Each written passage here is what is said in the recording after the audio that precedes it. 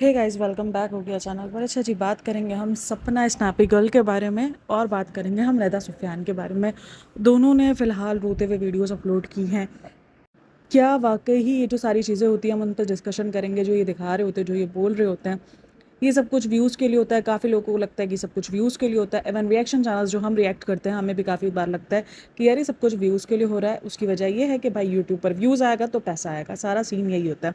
तो क्या ये सारी चीज़ें हम उस पर डिस्कशन करेंगे। और द रॉ चैनल जो है वो डिलीट हुआ है या उसको छुपाया गया है, हाइड किया गया है, उस पर भी हम डिस्कस करेंगे। काफ़ी लोग कह रहे हैं कि द रॉ चैनल जो है वो हाइड किया गया है। देखो यार, यूट्यूब को जितना मैं जानती हूँ और जितना मैंने देखे यूट्यूब पे काम किया, ऑब्वियसली मैं काम करी हूँ, मेरे चैनल्स हैं। तो यूट्यूब पे channel hide I don't think so कि ये पॉसिबल है, क्योंकि मैंने देखा भी, ट्राई भी किया, मैंने वीडियोस भी सर्च की, बट कोई ऐसी वीडियोस मुझे मिल नहीं रही कि जहाँ पर मैं देखूँ कि वीडियो हाइड करने का कोई तरीका मुझे मिला हो या चैनल हाइड करने का कोई तरीका मिला हो। चैनल डिलीट ही होता है या चैनल यूट्यूब की तरफ से डिलीट हो जाता है तो यूट्यूब ही उसे वापसी ला सकता है। और आई थिंक सो कि ये सीन होता है। लेकिन वो भी अगर परमानेंटली अगर कुछ चीज़ चली जाए, वो चलो हैकिंग वगैरह होती है तो हैकिंग वगैरह से ही होता है कि अगर हैकर कुछ ऐसा सीन कर देता है, अगर यूट्यूब उस चैनल को डिसेबल करता है तो वो यूट्यूब वापसी उसको दे देता है। लेकिन अदरवाइज़ अगर चैनल्स आपने खुद डिलीट किया है तो मे आई डोंट थिंक सो कि चैनल वापसी रिटर्न आता है। द रॉड चैनल अगर देखो तो गायब हो चुका है, वो नज़र नहीं आ रहा है। अच्छा, कुछ टाइम तक ना किसी ने बोला था कि विवेक चौधरी का भी जो चैनल था वो गायब हो गया था, या ये मैंने भी नोट किया था कि वो चैनल नहीं दिख रहा था। लेकिन अब मुझे नहीं पता कि अगर किसी को इतना एक्सपीरियंस वाला हो तो आप लाजमी बताना। इसीलिए मैं यहाँ पे कोई टिप्पणी नहीं कर रही कि चैनल हो सकता है कि गायब हुआ हो, मे बी डिलीट ही हुआ है। अब ये सारा सीन क्यों चल रहा है, क्यों ये पूरा सिनेरियो बन रहा है, क्यों इस बात को इतना खींचा जा रहा है? देखो, सबसे बड़ी बात है, आई एग्री कि सपना के साथ जो भी हुआ है वो गलत हुआ है।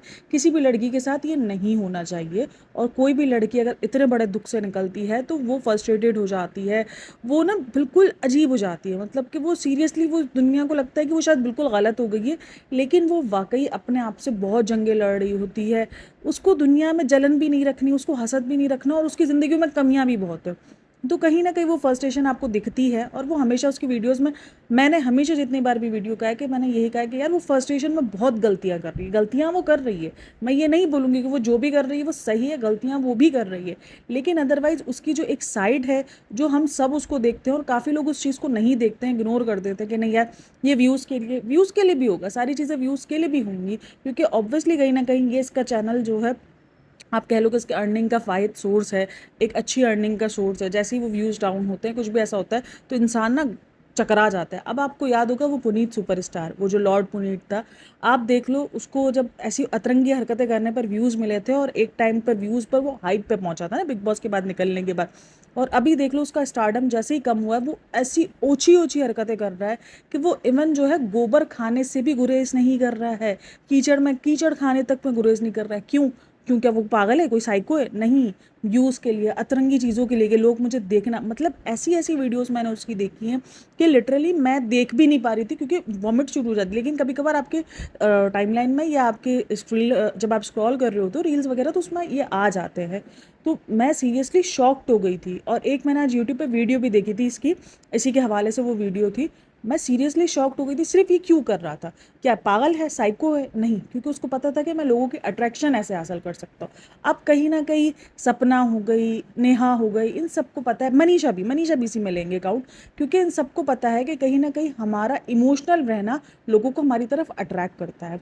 देखो, मैं शुरू से इनसे एक चीज़ कह रही हूँ कि जो चीज़ आपने छोड़ दी है उस चीज़ का रोना क्यों?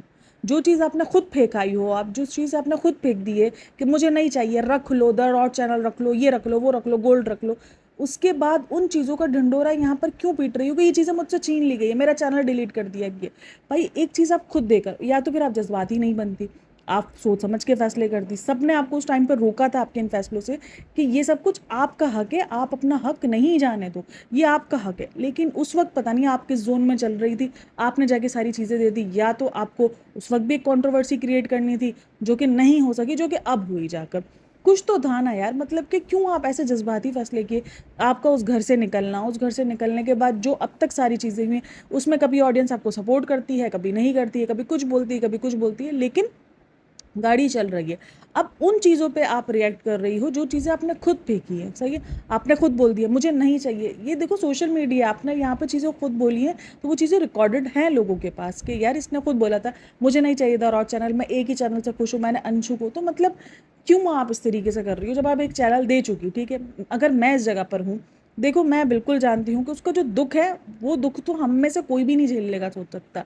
लेकिन मैं इतना जानती हूँ कि अगर मैं कोई चीज़ उठा के फेंक चुकी हूँ कि रख लो मुझे नहीं चाहिए, मैं अपने इसी चैनल के साथ खुश हूँ, मुझे वो दूसरा चैनल नहीं चाहिए, तो मैं फिर उस चैनल की आगे कंट्रोवर्सी कैसे कर सकती हूँ? मैं कैसे ये बोल सकती हूँ कि यूट्यूब पे मुझे ये चैनल चाहिए था, मेरा चैनल छीन लिया, क्योंकि मुझे ये चीज़ पता होगी कि मैंने तो ये चैनल खुद दिया है, लोग मेरे अगेंस्ट जाएंगे। और जब लोग मेरे अगेंस्ट सवाल करेंगे तो मैं बोलूँगी यार ये तो मेरे हेटर है, तुम लोग को ऐसे दुख नहीं मिले इसलिए तुम लोग को पता नहीं है। तो ये कहीं ना कहीं मेरे ही माइंड में कुछ चल रहा है जो मैं खुद नहीं समझ पा रही हूँ, लोग मुझे क्या समझ पाएंगे? जब खुद को आप खुद नहीं समझ पाओगे, खुद को आप खुद क्लियर नहीं कर पाओगे, खुद में आप खुद कॉन्फिडेंस नहीं ले पाओगे, तो आप दुनिया के सामने कैसे डील कर पाओगे? आप फ्रस्ट्रेशन से, आप इस तरीके का एरोगेंट बिहेवियर रखने से आई डोंट थिंक सो कि आप दुनिया को डील कर पाओगे। ये सब कुछ क्या होगा, कुछ टाइम बाद लोग आपको देखना छोड़ देंगे, बोलेंगे ये तो पागल है यार। सीरियसली यही कमेंट्स आने शुरू हो जाएंगे कि यार ये तो पागल है, इसकी तो आदत है पहले खुद चीज़ें देती है उसके बाद खुद बरंडर बनाती है। देखो मैं ये बात बोल रही हूँ, जो लोग ये कह रहे हैं कि सपना ने वो पिक्चर अपलोड की है, मैं हमेशा कहूँगी कि वो लड़की इतना नहीं गिर सकती है। ना सपना ना अंशु, इन दोनों में से ये पिक्चर्स किसी ने अपलोड नहीं की है, ये कोई तीसरे बंदे का काम है। क्योंकि सपना यार देखो, वो कितना भी आप कंट्रोवर्शियल बंदा बोल लो, लेकिन एक आप समझ लो एक विडो औरत है ना यार, बेवा है। 2 बार ऐसा उसके साथ हादसा हो चुका है, दो उसके पास बेटियां है, और उसको पता है सोशल मीडिया ऐसा गंदा प्लेटफॉर्म भी एक तरीके से, जहाँ पर एक चीज़ अगर ज़िंदगी में आ जाए, अपलोड हो जाए, तो वो ज़िंदगी भर कितने कितने सालों तक भूली नहीं जाती। हमारे सामने नेहा की कंट्रोवर्सी सामने, काफ़ी लोग ये भी कमेंट्स कर रहे थे कि इसने नेहा से ही सीख कर ये सारे काम किए हैं। देखो मुझे नहीं लगता कि वो ऐसी कंट्रोवर्सी के लिए कुछ ऐसी हरकत करेगी। हाँ, मैं बिल्कुल बोलूँगी वो कंट्रोवर्शियल कर बनती है, यानी कि वो लड़ाई झगड़े करने की ट्राई करती है कि यार कभी अंशु को खींच के आ रही है, कभी कुछ खींच के आ रही है, इसका अजीब तरीके से बिहेवियर कर देना, यानी अचानक उसको इतना भड़क जाना चीज़ों पर, वो सब कुछ हम पॉइंट पे रखते हैं। लेकिन कोई भी औरत अपने आप को लेके ऐसे नहीं गिर सकती है। भले वो सबको पता है कि वो पिक्चर एडिटेड थी, लेकिन उस पर सपना की शक्ल भी चिपकाना बहुत बहुत ही बड़ी बात है कि कोई औरत अपने साथ ऐसा जुल्म करेगी। कोई भी औरत ऐसा कुछ कभी भी नहीं चाहेगी और ना कभी करेगी ऐसा अपने साथ। देखो हाँ, कुछ ऐसी होती भी है लड़कियां, मैं ये नहीं बोलूँगी कि नहीं होती हैं, जो अपनी इज्जत के सौदे खुद करती हैं कि यार हमें वायरल होना है ना, लेकिन वो औरतें करती हैं जो अकेली होती हैं। देखो अब नेहा का भी सीन हुआ, नेहा ने नहीं चाहा था कि ये चीज़ें सामने आए, क्योंकि उसको पता था उसके पास बेटी है, उसकी इज्जत नीलाम होगी, उसको इस चीज़ का अंदाज़ा था। सामने वाली पार्टी ये सारी चीज़ें लेकर आई है, ठीक है? ऐसी बहुत सारी टिकटॉकर आपको मिल जाएंगी जो ऐसी हरकतें करती है, ऐसे बहुत सारे लोग मिल जाएंगे, यूट्यूब पर भी बहुत सारे लोग होते हैं जो ऐसे इज्जतों के साथ खेल जाते हैं। लेकिन मुझे सपना को देख के ये फीलिंग नहीं आती। हाँ ठीक है, मैं उसकी हमेशा हर पॉइंट पे बात करती हूँ, मैं कभी भी बायस्ड होकर उसका रिएक्शन नहीं देती हूँ कि नहीं हर वक्त सपना ही राइट है और मैं सबको गालियाँ देती रहती हूँ। नहीं, ऐसा नहीं है, मैं बिल्कुल अनबायस्ड होकर रिएक्शन देती हूँ और मुझे जो लगता है ठीक मैं कहती हूँ। लेकिन नहीं, मुझे काफ़ी कमेंट्स थे कि ये पिक्चर जो है सपना ने ही भेजी है। मैं बहुत सारी पॉडकास्टें लाइवें भी देख रही होती हूँ, तो मुझे अंदाज़ा होता है कि वहाँ पर बहुत सारी बातें हो रही होती है ना, कि ये तो पिक्चर सपना ने ही अपलोड की, इसी को आदत है, इसको जो है वो खुद को बदनाम करके व्यूज़ कमाना है, इसको बदनाम करके जो है वो खुद को पैसा कमाना है, इस तरीके की बातें। मुझे नहीं लगता कि वो ऐसी कोई भी हरकत इस तरीके की घटिया किस्म की हरकत करेगी। घटिया किस्म की हरकत किसी तीसरे बंदे का, हाँ काफ़ी सारी बातें हुई हैं कि एफआईआर की कॉपी दिखाओ, आपने सिर्फ पुलिस वाले बंदा दिखा दिया जो कि आपका रिश्तेदार है, इससे कहीं साबित नहीं होता कि आपने कंप्लेन की है। बट मुझे लगता है उस चीज़ के पीछे, देखो कंप्लेन भी अगर करेगी तो सीधा सिंपल सी बात है, वो कंप्लेन होगी तो उस वीडियो के ऊपर होगी, ठीक है? लेकिन वो वीडियो अब डिलीट हो चुकी है, चलो उसके पास वो शायद सेफ पड़ी होगी कि देखो इस चैनल पर ये चैनल तक डिलीट हो गया। अच्छा, चैनल पर इससे पहले एक स्टोरी भी लगाई गई है जहाँ कुछ 5 लाख रुपए की मांग रखी गई थी और कहा था कि 5 लाख रुपए दो वरना चैनल डिलीट कर दिया जाएगा, ये तक कहा जा रहा था। तो उसके बाद कुछ ही टाइम बाद चैनल डिलीट हो गया। तो मैं एक ही बात बोल रही हूँ, आप उस चीज़ पे जाके कंप्लेन कैसे करोगे जो चीज़ आपके हिसाब से यूट्यूब पर वो चीज़ पड़ी हुई है, जहाँ पर आप खुद कह रहे हो कि मैंने ये चैनल दे दिया है, सही है, मैंने ये चैनल का पासवर्ड और ये मैंने दे दिया और मुझे इस चैनल से मेरा कोई लिंक नहीं है। उस चीज़ पर आप कंप्लेन कैसे करोगे भाई? जाहिर सी बात है, आप जब भी कंप्लेन करने के लिए जाओगे तो वो तो यही बोलेंगे कि इस चैनल से तो आपने हाथ ही उठा लिए हैं, तो आप इस चैनल की कंप्लेन करने के लिए कैसे आते? ये चैनल की कंप्लेन तो तब होती कि जब आपने नहीं हाथ उठाए होते या आपका ही चैनल होता और कहीं ना कहीं वो हैक हो रहा होता या किसी तरीके से वो किसी और के यूज़ में चले जाता। एक चीज़ आपने सोशल मीडिया के प्लेटफॉर्म पर बोल दी है कि मैं इस चैनल से नहीं है मेरा लिंक और मैंने ये चैनल पकड़ा दिया, अब ये चैनल मेरा नहीं है। और अभी भी वो लाइव आ रही है, वो लाइव आई थी, मैं उसकी लाइव देख रही थी, वो बहुत रो रही थी। देखो रोने पे हर इंसान पिघलता है, हम भी इंसान हैं। और ख़ास करके भाई मैं एक बात बोलूँ, रिएक्शन चैनल्स वाले भले बहुत हार्श किस्म के रिएक्शंस देते हैं, लेकिन इमोशनल हर बंदा होता है, और हम भी औरतें हैं, हम भी इमोशनल हो जाते हैं। और मैं जब ऐसा कोई रोना धोना देखती हूँ, इवन जब मैंने नेहा का भी रोना धोना देखा था, तो मैं सीरियसली थोड़ा सा परेशान हो जाती हूँ, मैं इमोशनल हो जाती हूँ कि नहीं यार, औरतों के साथ ना बहुत ज़्यादतियाँ होती हैं, ये मैं मानती हूँ, ठीक है। और औरतें ज़्यादतियाँ करती भी ज़्यादा हैं, ये भी मैं मानती हूँ, ठीक है, ये दोनों बातें हैं। लेकिन ज़्यादतियाँ होती हैं औरत के साथ, औरत को इतनी आसानी से माफ़िया नहीं मिलती, औरत को जीने नहीं दिया जाता इतनी ईजीली। बहुत सारी मुश्किलें होती है एक अकेली औरत के साथ। और जब मैं उसको रोते हुए देखती हूँ ना, मैं सीरियसली, मेरे को बड़ा दुख होता है कि यार नहीं रो, कोई बात नहीं, ज़िंदगी है, चीज़ों से बाहर निकलो ना, मूव ऑन करने की ट्राई करो। उन चीज़ों से, मैं हमेशा कहती हूँ कि जब आपको कोई चीज़ तकलीफ दे रही हो ना, तो आप उन चीज़ों से डील करना सीखो। आप इग्नोरेंस की ताकत लाओ, आप बाहर निकलना सीखो।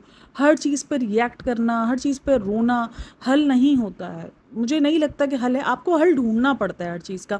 इस तरीके से सोशल मीडिया पर बैठ के रोना कोई भी आपको इंसाफ नहीं दिला सकता। सोशल मीडिया इंसाफ का प्लेटफॉर्म है ही नहीं, वो एक इंटरटेनमेंट प्लेटफॉर्म है। यहाँ पर आप इंटरटेन कर सकते हो, इंसाफ नहीं मांग सकते हो। इंसाफ की दुहाई आप यहाँ पे बैठ के लगा ही नहीं सकते हो, क्योंकि यहाँ पर आपको इंसाफ नहीं मिलना है। हाँ, आप ऑडियंस की नज़र में ऊपर नीचे हो सकते हो, बाकी अदरवाइज़ किसी भी किस्म का इंसाफ नहीं मिल सकता। हाँ, ये हो सकता है कि सोशल मीडिया प्लेटफॉर्म कभी कभी आपको एक तरीके से सुरक्षित भी रखता है, कि चलो यार, इसके घर वाले डरते होंगे कहीं ना कहीं कि यार अगर हमने सबके साथ कुछ 19-20 किया, तो ये सोशल मीडिया प्लेटफॉर्म पे अपलोड कर देगी। इसकी वजह से कितनी दफ़ा वो बैठ भी जाते होंगे कि नहीं यार, इसके साथ गलत नहीं करना, ये सोशल मीडिया पे ले आइए। तो ये भी एक डर होता है। चलो कहीं ना कहीं सोशल मीडिया इस तरीके से भी प्रोवाइड आपको सेफ्टी कर देता है, लेकिन अदरवाइज़ ये एक प्लेटफॉर्म ही है। और यहाँ पर ऑडियंस आपको एक इंटरटेनमेंट देखने के लिए, देखो रोना धोना मैंने हमेशा कहा है कि वो कुछ टाइम तक देखेगी। और कहीं ना कहीं हम भी गलती कर जाते हैं, जब वो नॉर्मल व्लॉग्स अपलोड कर रही होती है तो हम उसको देखते नहीं हैं। यार देखो, नॉर्मल व्लॉग जब भी वो अपलोड करें, हम देख लें, हम सपोर्ट कर लें, साथ में शेयर कर दें, कोई नहीं होगा, कुछ नहीं होगा, ताकि उसको इसकी रीच मिलेगी, उसको उसकी उसी वो चलेगा, सारा सामान, सारा काम, जो भी व्यूज़ वगैरह उसको उसी टाइप पे चलेंगे, तो उसका काम एक अच्छा चलता रहेगा। भाई आजकल की महंगाई का दौर है, 2 बच्चियाँ एक साथ पालना, उनके फ्यूचर को लेकर सोचना, हर माँ बहुत परेशान होती है। और जब सर से जब बाप चला जाए, और जब सर से शौहर चला जाए, शौहर का साया चला जाए, आप इस तरीके से घर से बेघर हो जाओ, चाहे आप अपनी गलती की वजह से हो, चाहे सामने वाली गलती की वजह से हो, सीरियसली ज़िंदगी बहुत मुश्किल हो जाती है। और मुझे देखो, उसकी, मैं जब भी उसको रोते हुए देखती हूँ ना, तो मेरा दिल ना बहुत पिघल जाता है। मैं ये बिल्कुल भी नहीं कहूँगी कि वो कभी कभी जो हरकतें कर रही होती है वो राइट होगी। मैं बिल्कुल एज अ रिएक्शन चैनल मुझे पता है कि वो राइट नहीं करती, और मैं कभी भी बायस्ड होकर बात नहीं करती हूँ कि नहीं, अगर वो सिंगल पेरेंट है तो मैं बिल्कुल बायस्ड हो जाऊँ और मैं सिर्फ और सिर्फ एक बच्ची पे, 16-17 साल की माइनर बच्ची पर जो है, देखो अभी वो एडल्ट में नहीं आई है, ठीक है ना, वो भी टीनेजर में और बच्ची ही कहलाएगी, तो मैं उस बच्ची पे सारा इल्ज़ाम डाल दूँ कि वो बच्ची बहुत शातिर है। आखिर को कहने को वो भी बच्ची है। जिस तरीके से हम सपना को एक साइड दे देते हैं ना, एक दे देते हैं कि नहीं यार, वो भी, इसके साथ भी बहुत कुछ बुरा हुआ है, तो आखिर को वो भी एक बच्ची ही है। लेकिन ना, वो बच्ची ना इतनी नहीं गिर सकती है, मैं आपको बता दूँ। वो बच्ची बहुत, देखो, कर हो सकता है कि वो भी बहुत तेज़ आ गई हो उसमें, उसके माँ बाप के साथ मिलकर तेज़ तो वो थी, देखो तेज़ थी, तभी उसने सपना को संभाला था, मैं ये आपको बता दूँ। लेकिन वो इतना नहीं गिर सकती कि उस तरीके की हरकत करेगी या सपना को उस तरीके से बदनाम करने की ट्राई करेगी। लेकिन आप सबके इन सब में क्या राय है, मेरे साथ लाजमी शेयर करना। अच्छा, अब बात करते हैं नदा सुफियान के ऊपर। नदा सुफियान का आज का जो व्लॉग आया है उस पर हम बात करते हैं। उसके बच्चे के लिए जो बोला गया है उस पर हम बात करते हैं कि क्या बच्चे के लिए ये सब कुछ बोलना, और ये जो क्विट वाला डिसीजन है, ये क्या नौटंकी था, ये ड्रामा था, उस पर बात करते हैं। देखो भाई, बच्चा आपका बहुत सेंसिटिव टॉपिक होता है, मैं इस बात को मानती हूँ। जब आपने, चाहे मन्नतों मुरादों से मांगा हुआ हो, या चाहे आपको आपके फर्स्ट डे शादी के रह गया हो, या आपको शादी से पहले बच्चा हो गया हो, या जो भी हो, कोई भी सीन हो, आपका बच्चा, हर किसी को, माँ को अपना बच्चा बहुत अजीज़ होता है। वो अपने बच्चे के मरने के बारे में नहीं सुन सकती। देखो, आई एग्री, हम ये बोलने का हक रखते हैं, क्योंकि एज अ व्यूवर हम उनको देखते हैं, एज अ ऑडियंस हम उनको देखते हैं, हम उनको कहते हैं यार तुम्हारा बच्चा तो कंटेंट है, तुम अपने बच्चे को बीमारी का कंटेंट बनाते हो। हमने उन सबको इस बातों पे ट्रोल किया है, हमने सारी बातें उन सबको कही हैं जहाँ हमें लगता है कि वो गलत हैं, और हमें लगता है कि यार उनको करेक्ट करना या उनके ऊपर बात करना या रिएक्ट करना लाजमी, हमने वो सब किया है। लेकिन एज अ ऑडियंस हमारी भी लिमिट्स हैं कि हम उन लिमिट्स को ना भूलें। किसी भी बच्चे के बारे में हम कौन लिखने वाले होते हैं कि तुम तो अपने बच्चे के मरने पे भी कंटेंट बनाओगी। सीरियसली ये बहुत हार्श है। ठीक है, उन्होंने बीमारी का कंटेंट बनाया, हम सब ने, इनके जो सब्सक्राइबर्स, जो जेन्युइन सब्सक्राइबर्स थे, जो इनके फैंस भी हैं, उन्होंने भी कहा कि यार ये आपको नहीं बनाना चाहिए था, ये आपको प्राइवेट ही रखना चाहिए था। हम सब ने उस पर बात की, हम सब ने उस पर कहा, और जब उनका रिएक्शन भी आया उस बात पर, हमने उसको भी ट्रोल किया कि तुम ये रिएक्शन क्यों दे रहे हो। जब तुम एक चीज़ दिखा रहे हो तो फिर तुम उसका बैक फ्लैश भी लेना सीखो कि भाई इस चीज़ पर ये बात भी आएगी, क्योंकि एक तरीके से तुम उसको ऐसा कंटेंट ले रहे हो, तुम्हारे व्यूज़ उस चीज़ पे हाई आए हैं तो हमें पता है कि वो तुमने ऐसा कंटेंट लिया, उसके बाद तुमने 2-3 ब्लॉग्स उस बात पर छापे, लेकिन एट द एंड किसी भी माँ को बोल देना कि तुम्हारे बच्चे के मरने पे भी तुम कंटेंट बनाओगी। ठीक है भाई, ये डेली व्लॉगर बहुत ज़्यादा कंटेंट के पीछे भागते हैं, लेकिन ये किसी की भी माँ के लिए सुनना आसान नहीं होता है। और काफ़ी लोग कह रहे हैं कि अब भी नौटंकी कर रही है। हाँ, मुझे थोड़ा बहुत लगा ये जो यूट्यूब छोड़ने वाला था वो थोड़ा सा मुझे लगा कि हाँ ये थोड़ा सा ड्रामा है, बट लेकिन वो जो आंसू थे वो एक माँ के रियल है। और मैं हमेशा कहती हूँ कि यार किसी के आंसुओं की वजह ना बनो, आपको बिल्कुल रिएक्ट करना है, आप रिएक्शन करो, लेकिन अपनी लिमिट्स हमेशा याद रखो, हमेशा अपनी लिमिट्स को याद रखो। अगर वो रिएक्शन चैनल वाला भी अगर आपकी वीडियो सुनता है तो उसे पता हो कि यार वो रिएक्शन दे रहा है तो अपनी लिमिट्स में दे रहा है, उसने मुझे किसी ऐसे लेवल पे ले जाकर या मेरे बारे में ऐसा कुछ गंदा नहीं बोल दिया जो सुनकर मेरे खुद के कानों में से जो है वो खून आना शुरू हो जाए। तो ये सारी चीज़ें हमें भी याद रखनी चाहिए। एज अ ऑडियंस देख रहे हो या एज अ रिएक्शन चैनल हम हों, काम कर रहे हो, तो हमारा ये कहीं ना कहीं बनता है कि यार तुम तो साला बच्चे के मरने पे भी कंटेंट बनाओगे। It's not a right word यार। तुम देखो उसको बॉडी शेमिंग करते हैं, अव्वल तो मैं बॉडी शेमिंग के ही खिलाफ हूँ, किसी को मोटा पतला काला पीला बोलना नहीं है, मेरे हिसाब से ठीक नहीं है यार। देखो वो उसकी अपनी है, कोई कितना कॉन्फिडेंस बहाल करके आ रहा हो, हमें क्या पता, हमें क्या पता उसने अपने आप से कितनी जंगें लड़ी है। वो अपने मोटापे से, देखो मोटापा कोई भी खुशी खुशी नहीं लेता है, सही है ना, बहुत सारी चीज़ें आपको मोटापा दे देती है। और फिर देखो मैं हमेशा बताती हूँ कि ईजी भी नहीं होता है डाइट करना। सब कहते हैं डाइट करो, हेल्दी लाइफ स्टाइल। मुझे बताओ ये जो हम इतने सारे बोल रहे हैं, हम कितनी हेल्दी लाइफ स्टाइल बिलोंग कर लेते हैं, हम भी कितना कुछ, हाँ ये एक्स्ट्रा दिखाते हैं क्योंकि इनका कंटेंट बनाना होता है। ये एक्स्ट्रा जंक फूड्स जितना हम नॉर्मल डेज में नहीं खाते, उससे एक्स्ट्रा दिखाते हैं, तभी हम इनको ट्रोल करते हैं ना कि भाई आप हर चीज़ एक्स्ट्रा दिखाते हो जिससे आप लोग इंस्पायर्ड हो रहे हैं। इसकी हर बात पर हम रिएक्ट करते हैं। देखो मैं हर चीज़ पर रिएक्शन, हम एज अ ऑडियंस हम हर चीज़ बोलने का हक रखते हैं, क्योंकि वो एक सोशल मीडिया प्लेटफॉर्म पर अपनी चीज़ें अपलोड कर रहे हैं। हमारे जो भी पॉइंट्स होंगे, जो भी हमें लगेगा कि यार ये तो इससे हमें ब्लॉग से ये देखने को मिला, ये देखने को मिला, हम बिल्कुल रखने का राइट रखते हैं, लिखने का हक रखते हैं।